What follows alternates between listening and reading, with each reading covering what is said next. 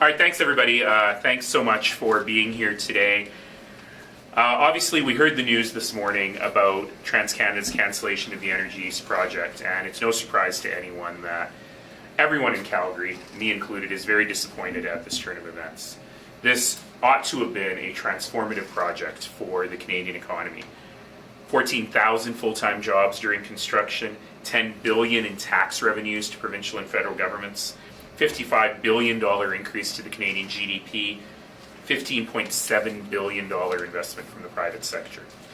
I've been advocating for years now that Canadian energy requires an all-of-the-above market access strategy. We need access to the Pacific Coast, we need access to the Gulf Coast, we need access to the Atlantic Coast. In Energy East in particular, not only would bring Alberta energy to Tidewater on the Atlantic Coast, it also helped Canada with its own energy independence.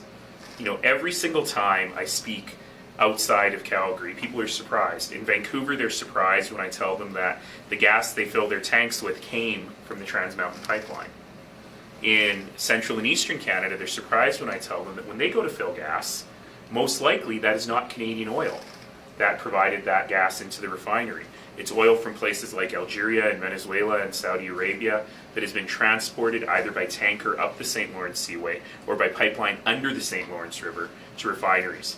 And Energy East really would have allowed us to become more energy independent as a nation, to provide Canadian consumers with Canadian energy, plus giving us more access to Tidewater. So today is a very disappointing day. Now, to be fair, TransCanada, with the moving forward on the Keystone XL pipeline, has a lot on their plate. And certainly I'm not going to try and make business decisions for TransCanada on what they can take on and the kind of capital they can deal with at one time.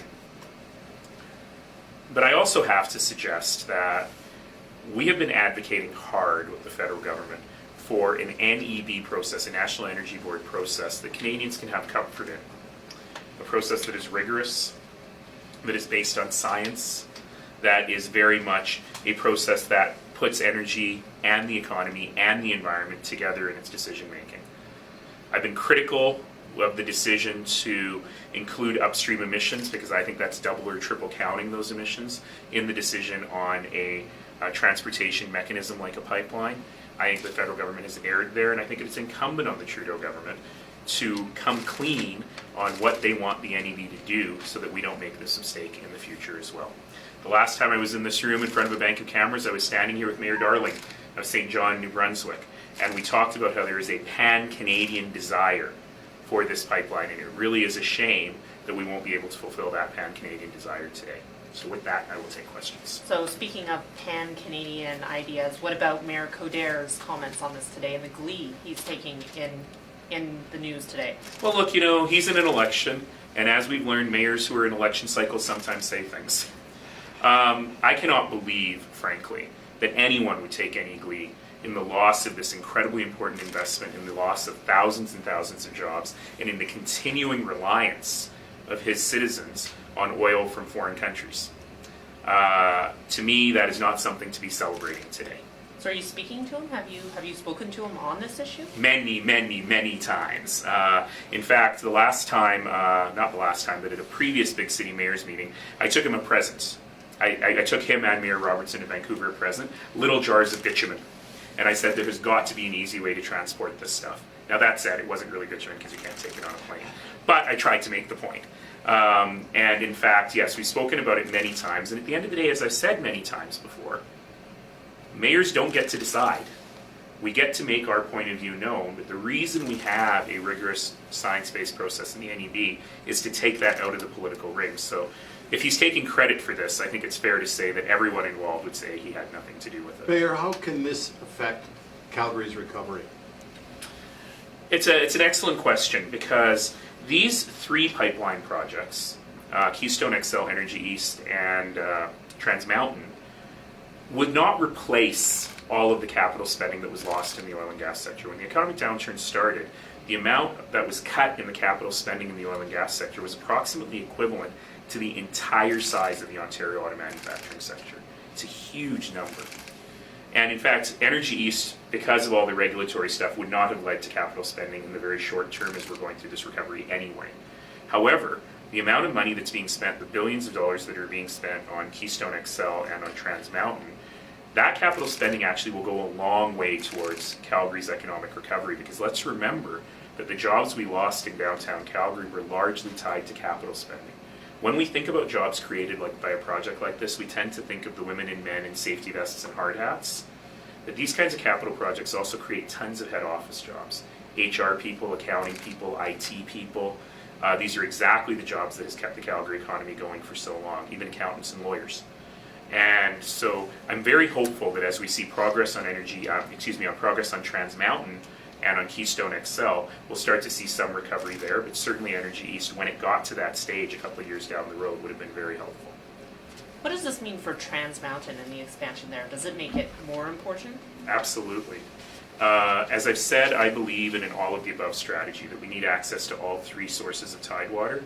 Now that one of them, for the time being, doesn't seem to be all that likely, the other two become even more important. I don't have a crystal ball. I don't anticipate problems with Keystone XL, but it also means that Trans Mountain becomes even more urgent. And I think the federal government was clear when they approved Trans Mountain that this is really important to the nation as a whole. And if I'm still in this job in a couple of weeks, I will continue to press for the next couple of weeks. And if I'm still in this job a couple of weeks later, I will continue to press the federal government to do things that are right for the nation, which includes building this energy infrastructure. Some of us were just at a press conference with Jason Kenney where he said this energy issue and the ability for Alberta to transport commodities is getting to be a national unity issue. Do you agree with that? I think that's going a bit too far.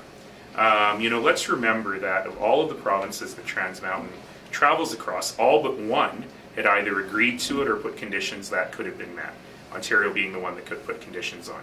But Saskatchewan, Manitoba, Ontario, New Brunswick were all in favor. I stood in front of a bank of cameras with Mayor Lebaume, the mayor of Quebec City, talking about his support for this project. It's really only Montreal. And so, some politicians might want to make that a bigger deal than it is. I don't think that's a wise thing to do. It's really good to look at these things on their merits and not add this additional value-based judgment on them. And why are you holding a press conference on this today? Do you believe that this could have some impact on the municipal race? I shouldn't think so, but I'm still the mayor. I got to be the mayor for a couple more weeks, and y'all called me asking for comments, so it's a little handier to have you all in one room. But no, this is a really important part of my job. It has been an important part of my job for the last 7 years. Advocating for the Canadian energy sector, advocating for energy infrastructure. I've been able to get into many rooms that folks like Jason Kenney were not able to get into to talk about the importance of this. So I continue to do that. TransCanada in the past has called me one of the most effective advocates for energy infrastructure in the country. And it's my job, and I got to continue to do it because it's the right thing, not just for Calgary, but for Canada.